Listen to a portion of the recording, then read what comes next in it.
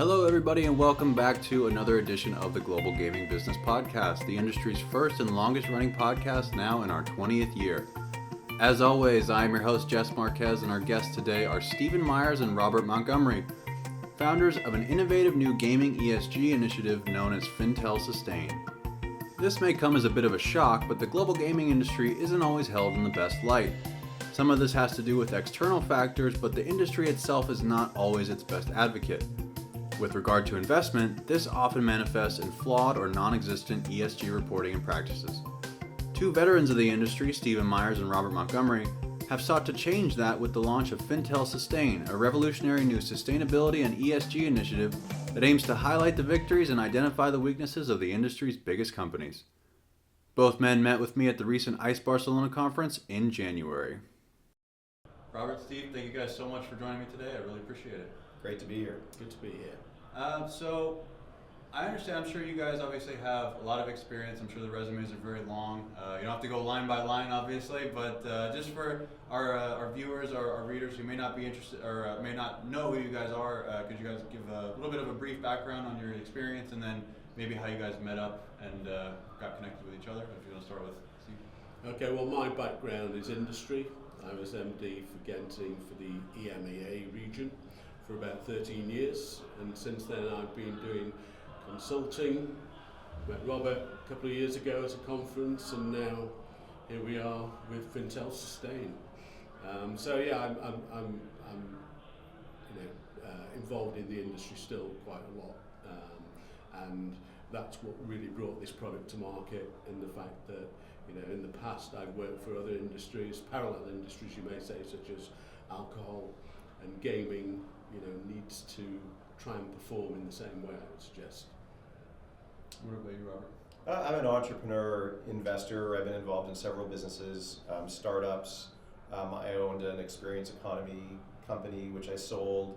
I've been involved as a executive advisor, investor in several businesses, sort of spanning media, technology. I was an analyst, so I've had quite a varied career. I arrived into the gaming business probably 7 or 8 years ago with an investment and kind of, developed from there and got involved in different things. And per what Steve said, we met at a conference and we were both intrigued by this burgeoning sustainability space and what was happening, and moreover, what was the effect on companies in the gaming industry and why.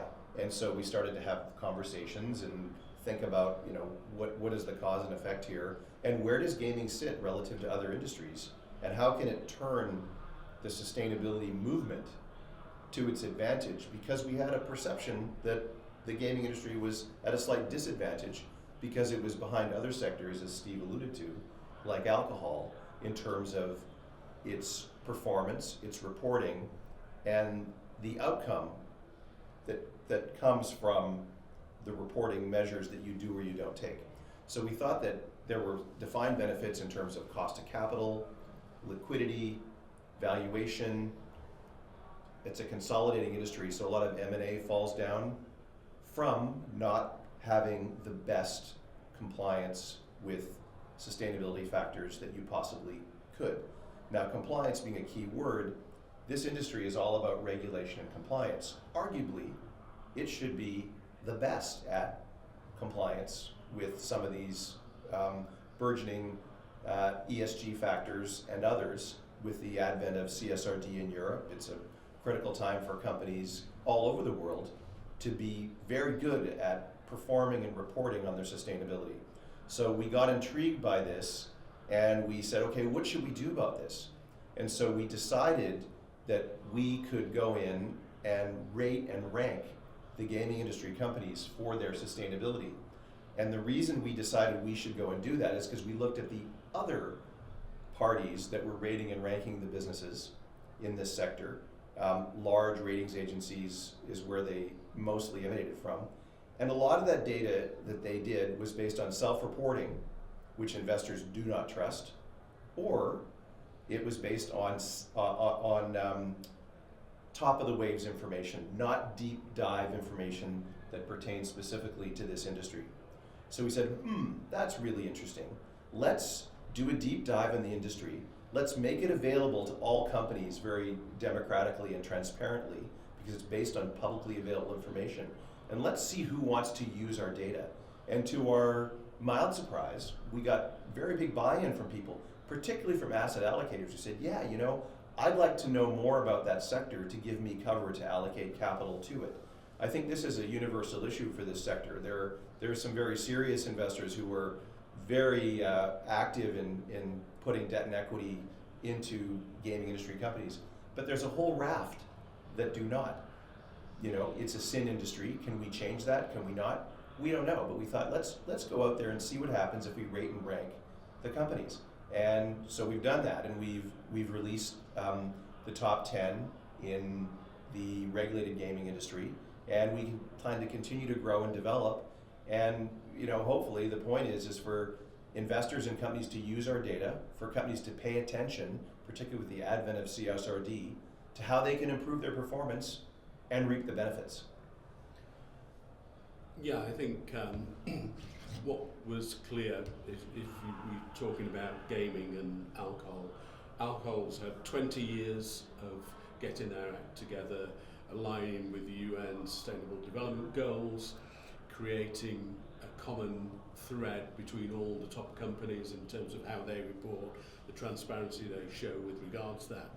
Now, in gaming, that doesn't exist. Doesn't mean the information isn't there. The information is there in a lot of cases, and lots of companies do lots of really good things, but the link, this cohesion of the industry doesn't exist at the moment, and there's a resistance to being more transparent, and there's differences between iGaming and land-based, B2B and B2C in terms of risk profile and stuff like that, but that's beginning to change. So the B2B suppliers who at one stage would think, well, we're not really involved in this, then suddenly guess what? Regulators are putting pressure on operators to drive down the supply chain, so suddenly they're becoming under more pressure to do that. So it's a really interesting area at the moment. So it's fascinating, and you guys had a lot of stuff in there that I kind of want to parse through and go into more detail here in the next few minutes. But I think my first question, just really quick on Steve, is you mentioned the resistance of on behalf of the industry. From somebody who obviously worked on the operator side, why do you think that is, or what do you think that is born from? Why Well, the first thing is perception and reputation. Sure. The industry gets a bad deal generally with regards to that. People don't understand it. They are very wary of what gambling is. So, and in many ways, the industry's not done a lot to help itself. It's always on the back foot with reputational issues. Yet, and this has resulted in a number of things. So, when it comes to capital allocators, for example, they attach a higher risk to it. So, guess what? The cost of capital is more expensive for you guys. So, we thought coming into this proposition, as Bob said, we could create some real value around the whole sustainability piece, because we don't look at sustainability as just a sort of one channel thing. It's a really rounded product in our minds, so we cover performance and operational issues as well as the usual ESG, diversity, all those things, but you need to measure everything together, because some of the actions you may take can have a consequence in other areas. So that's why it's so important, and we use 170 plus data points to do that, and you can get real balance. So a company may have had a regulatory settlement, so they scored poorly on that, but what tends to happen there is they get better at some of the sustainability stuff, they get better at reporting, their compliance gets extra layers and process put to it. So there's a balancing act, and I think we compare peer-to-peer across the industry, and I think that's an important thing to do. And we're Switzerland, as Robert likes to say, we're independent. We don't have a view on that, but we do have consistency and independence. We thank you for joining us on this episode of the GGB podcast. To learn more about Stephen, Robert, FiNTEL Sustain, and all the important issues in gaming, visit ggbmagazine.com. To stay abreast of the weekly news of the industry, visit ggbnews.com and use the code GGB180 for a free subscription.